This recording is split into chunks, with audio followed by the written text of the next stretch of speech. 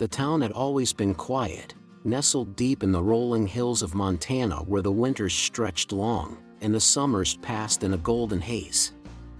It was the kind of place where time moved slowly, where people still stopped to chat in the grocery store and waved to their neighbors from their porches. And at the heart of it all, standing proud at the corner of Main Street, was the town's library, a place that had been more than just a building filled with books. For decades, Margaret Dawson had been its guardian. At 73, Margaret had silver hair, neatly pinned back in a low bun, and deep-set blue eyes that still held the quiet fire of a woman who had once believed that books could change lives.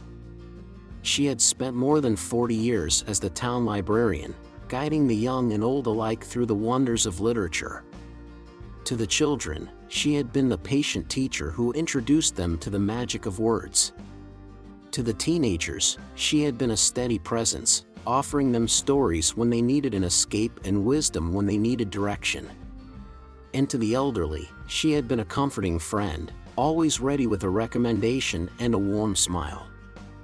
Retirement had never been part of Margaret's grand plan. She had imagined staying at the library for as long as her legs could carry her down the aisles. But time had its own way of making decisions for people.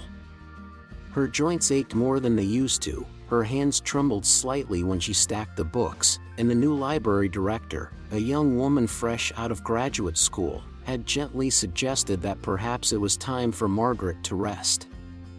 So, for the first time in over 4 decades, Margaret found herself without a place to be every morning.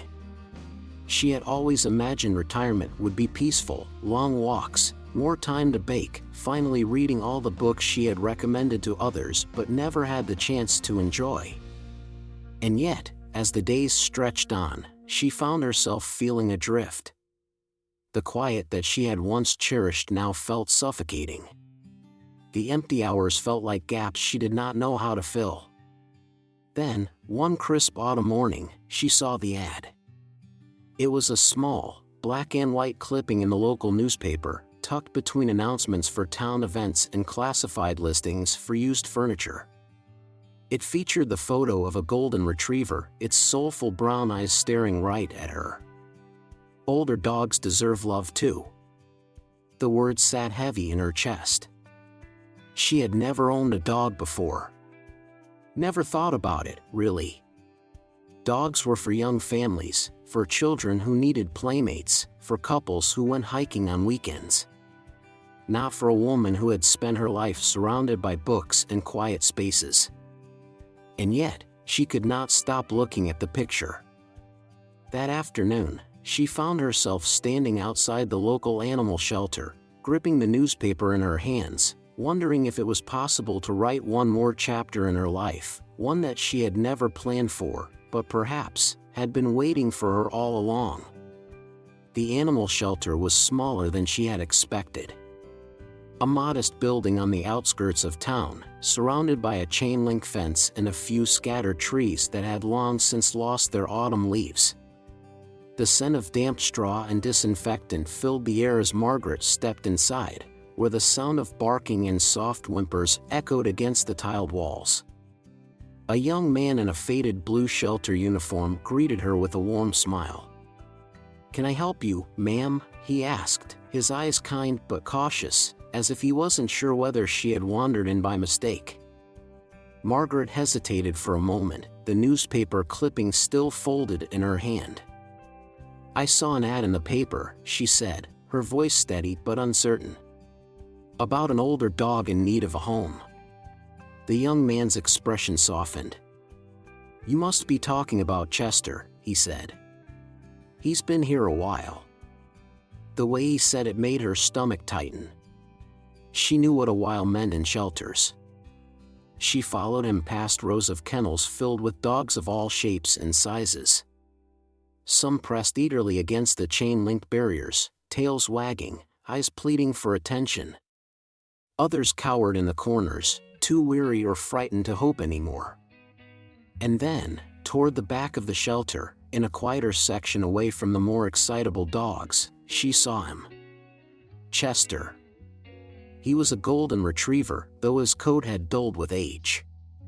His fur, once likely a rich shade of gold, was now tinged with white around his muzzle and paws.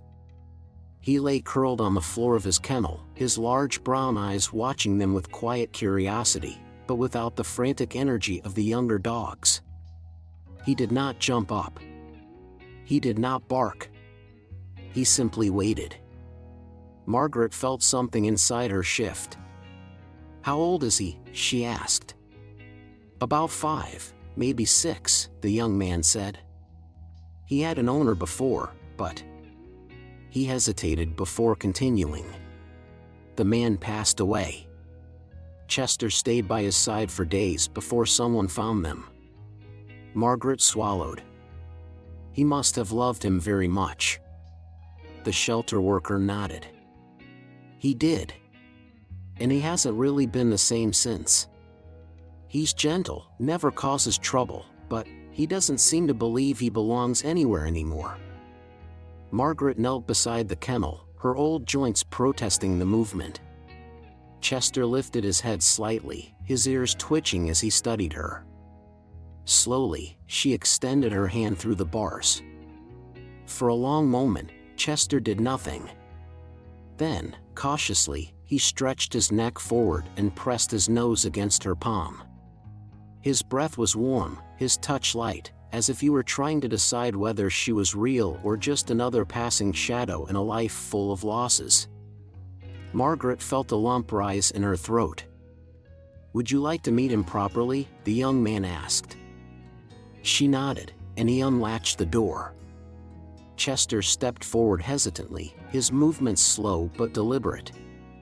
He sniffed at her shoes, then up at her coat, his nose tracing the faint scent of old books and lavender. Then, in a moment so gentle she almost missed it, he leaned into her.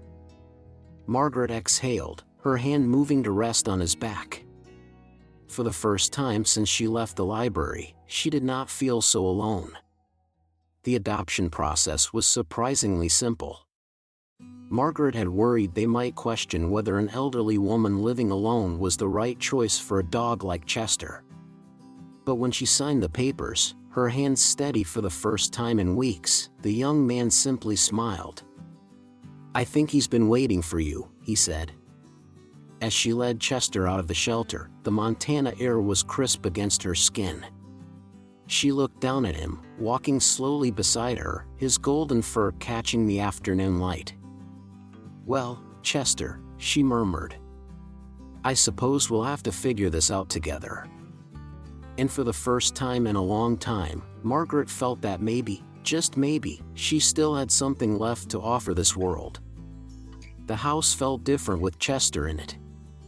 Margaret had lived alone for years, and she had grown used to the silence, the way the wooden floors creaked only beneath her own feet, the way the ticking clock in the kitchen seemed louder in the evenings when there was no conversation to soften its sound. But now, there was the soft padding of paws on the floor, the gentle sigh of a dog settling down at her feet, the occasional jingle of a collar as Chester shifted in his sleep. At first, their routine was uncertain. Chester followed her, but at a distance. He ate his meals politely but without enthusiasm. He would sit beside her as she read in the evenings, but his body always carried attention, as if he were waiting for something or someone else. Margaret wasn't sure if she should talk to him. She felt silly at first, speaking to a dog as though he might answer. But one evening, as she poured herself a cup of chamomile tea and settled into her favorite armchair, she glanced down at Chester, curled up on the rug beside her. "You know, I used to read aloud at the library every afternoon," she murmured. "I wonder if you'd like that."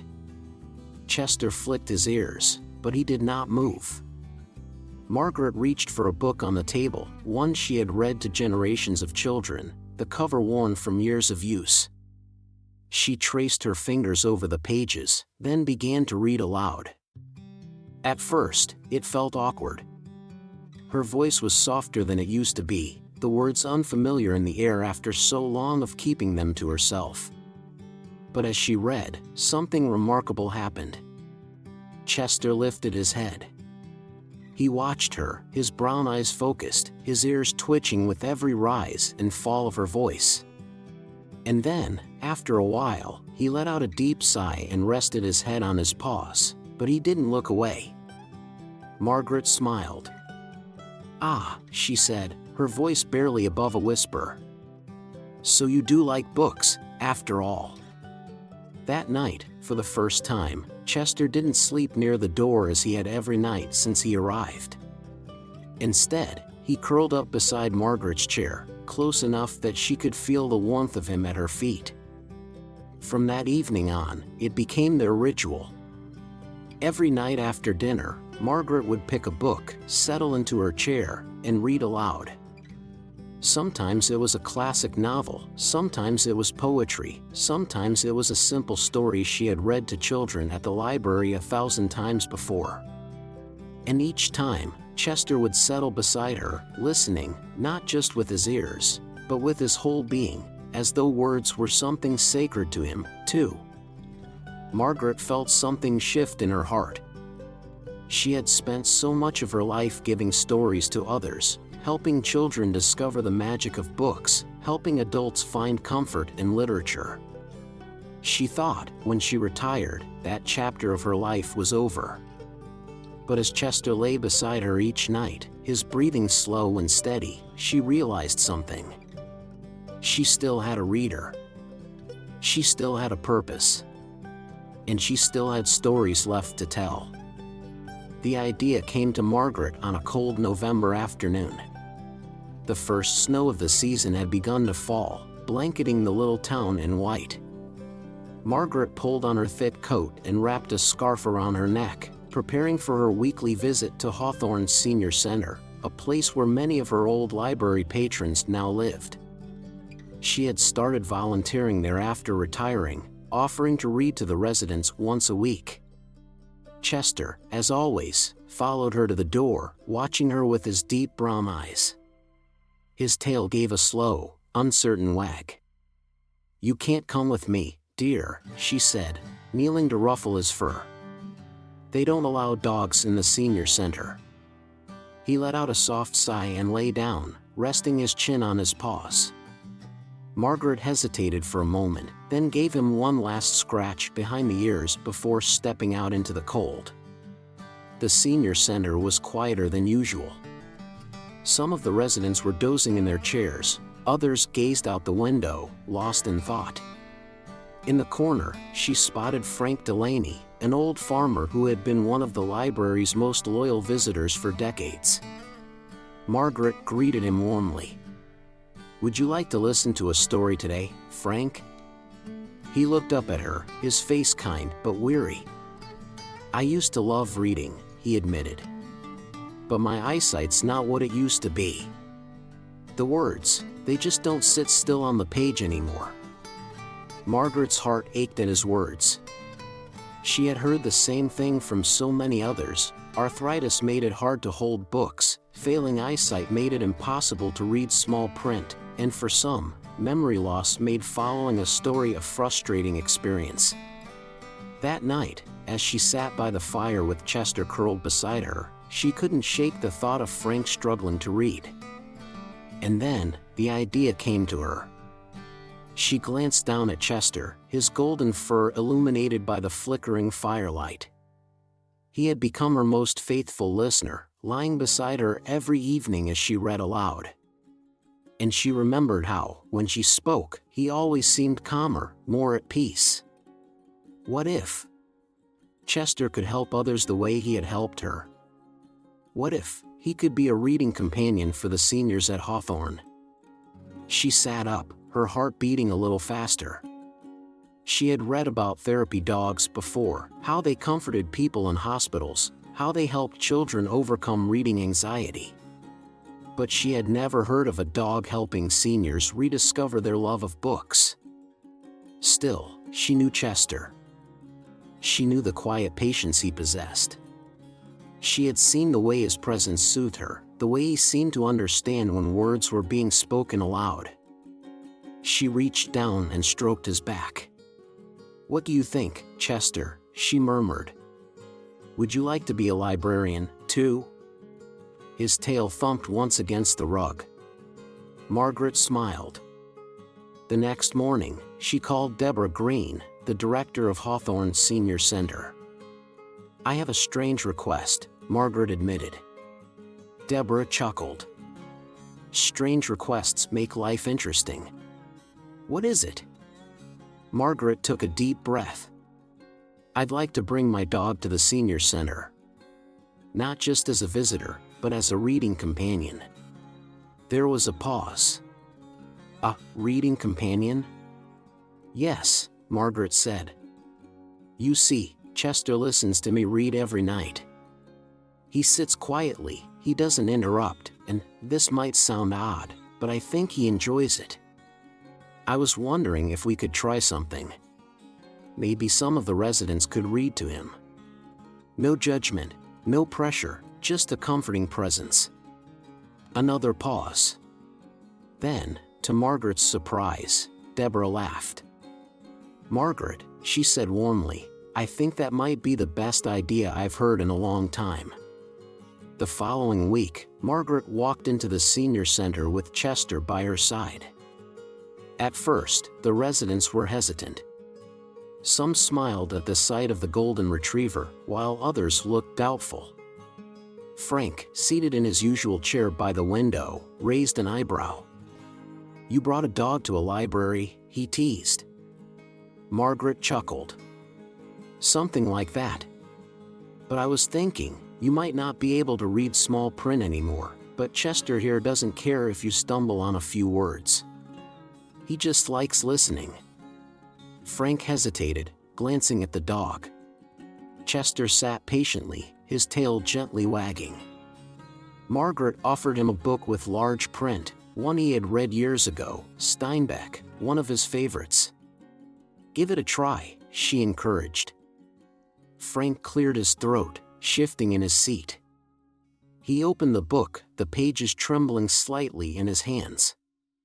"A man's got to have something he can put faith in," he read, his voice quiet but steady. Chester lay down beside him, resting his head on Frank's knee. Frank's voice grew stronger. He kept reading. And for the first time in years, he finished an entire page without frustration. Margaret felt a lump in her throat.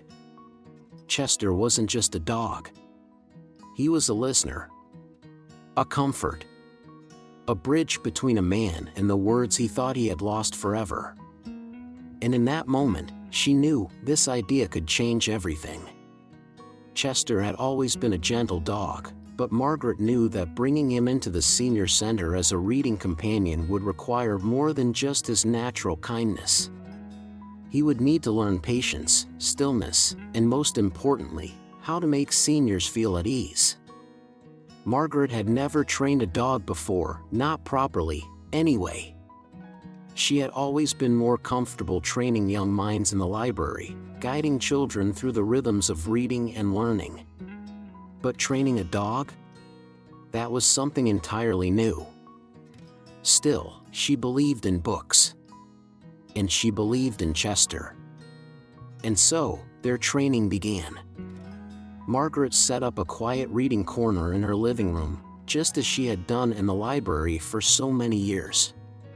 She placed a soft blanket near her chair, encouraging Chester to lie down there while she read aloud. At first, he was restless. He would listen for a few moments, then get up, circling the room before flopping down again. Sometimes, he would let out a dramatic sigh, as if to say, "Are we really doing this again, Margaret?" "Patience, my dear," Margaret murmured, stroking his fur. "We have all the time in the world." She learned to reward his stillness, a quiet good boy, a gentle scratch behind his ears, or a small treat when he remained calm through an entire chapter. Slowly, day by day, he began to understand. Books meant quiet. Books meant calm. Books meant belonging. Chester was comfortable with Margaret, but she needed to be sure he would be just as gentle with others, especially elderly readers who might be frail, uncertain, or nervous around a large dog.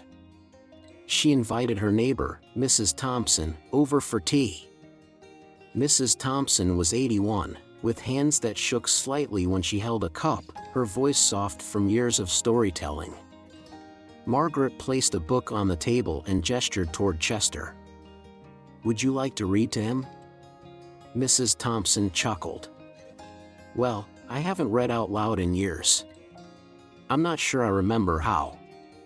"That's the beauty of it," Margaret said. "Chester won't judge you."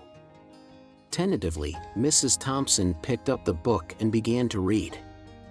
Her voice wavered at first, uncertain, but Chester remained still, his head resting on her knee. By the time she reached the second page, she was smiling. Margaret's heart swelled. Chester had passed the test. A week later, Chester trotted into Hawthorne's Senior Center, his golden fur gleaming in the soft afternoon light. The residents greeted him with smiles and quiet curiosity. Some reached out to pat his head, while others simply watched from a distance, unsure of what to expect. Frank Delaney, the gruff old farmer who had once struggled to read on his own, was the first to sit down. "All right, boy," he said, adjusting his reading glasses.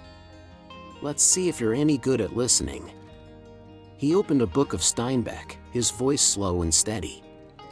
Chester lay at his feet, eyes half closed, his breathing even. As Frank read, others gathered. A woman named Eleanor, who had once been a schoolteacher but hadn't read aloud in years, asked for a turn. A quiet man named Walter, who had been too embarrassed to admit his eyesight was failing, found that Chester didn't care if he stumbled over words. By the end of the afternoon, the senior center was alive with the sound of stories. Margaret sat back, watching the scene unfold. Chester was no longer just a dog. He was a listener, a companion, a keeper of stories. And in that moment, Margaret knew her work wasn't done yet. She still had something to give. And so did Chester. The first few weeks of books and paws at Hawthorne Senior Center passed in a quiet hum of contentment. Margaret would arrive with Chester every Thursday afternoon, his leash held loosely in her hand, his golden fur warm in the light of the common room. At first, only a handful of residents participated, those who had always loved reading but had lost the ability to do it as easily as before. Frank Delaney was always the first to sit down, his copy of Steinbeck's Of Mice and Men already in hand. Chester would settle at his feet, a patient listener as Frank's voice, slow but strong, filled the room. But something unexpected began to happen. Others who had never joined the readings before started lingering nearby. Some would sit quietly, not holding a book themselves but listening to the words being read aloud.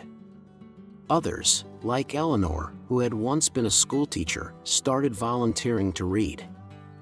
And then there were those like Walter, who had once been embarrassed by his failing eyesight. One afternoon, Margaret found him sitting in his usual chair, a book clutched tightly in his hands. "I can't see the words anymore," he admitted. "But I'd still like to hear them." Margaret took the book from him and sat beside him. "Then today, I'll read to you," she said. And so, Chester lay between them, his head resting on Walter's knee, as Margaret read aloud, first to Walter, then to whoever else wanted to listen. Word about books and paws spread beyond the senior center. A local journalist stopped by one Thursday afternoon after hearing about the golden retriever librarian.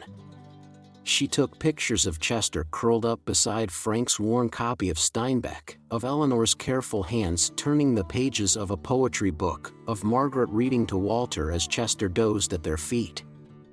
The story appeared in the Montana Gazette the following weekend, under the title, "A Librarian, a Dog, and the Healing Power of Stories."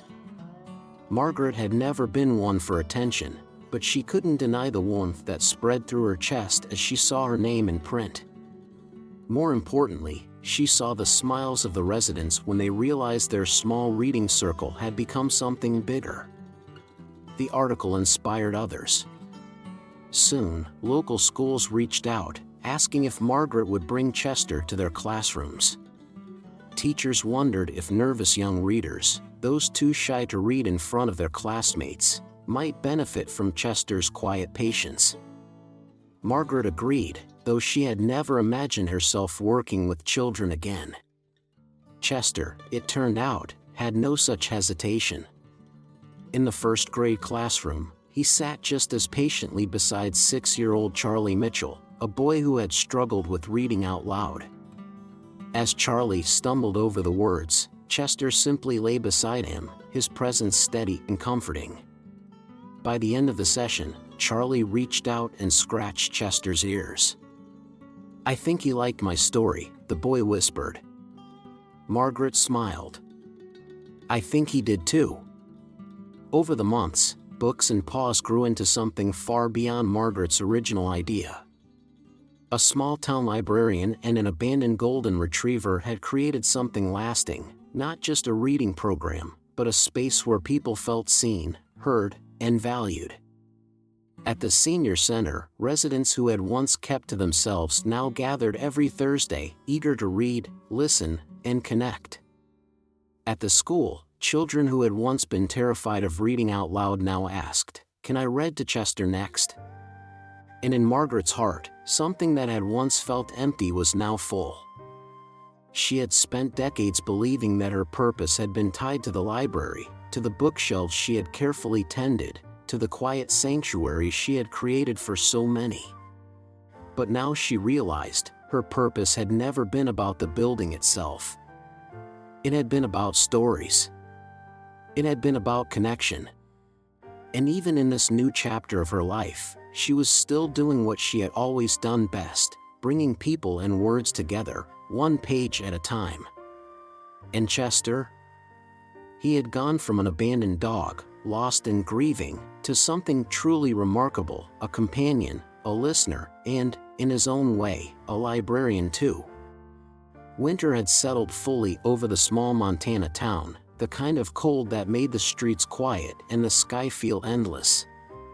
Snow dusted the rooftops, the library's old brick walls standing strong against the frost. Margaret sat by her fireplace, a well-worn book in her lap, a cup of tea cooling on the side table. Chester lay curled beside her chair, his golden fur warm against the soft glow of the fire. The house no longer felt empty. It no longer echoed with silence the way it had before he arrived. She reached down, running her fingers gently through his fur. "You know, Chester," she murmured, "I think this is my favorite story yet." His tail gave a slow, contented wag. It had been over a year since she first brought Chester home, and in that time, he had transformed lives, not just hers, but the lives of so many in the community. At Hawthorne Senior Center, Books and Paws had become the highlight of the week. The reading sessions continued to grow, with new faces joining in, some reading, some just listening, but all feeling a part of something. Frank, once withdrawn, now led a small book club for the residents, always with Chester at his feet. At the elementary school, the nervous young readers who had once hesitated now raced to sign up for their turn.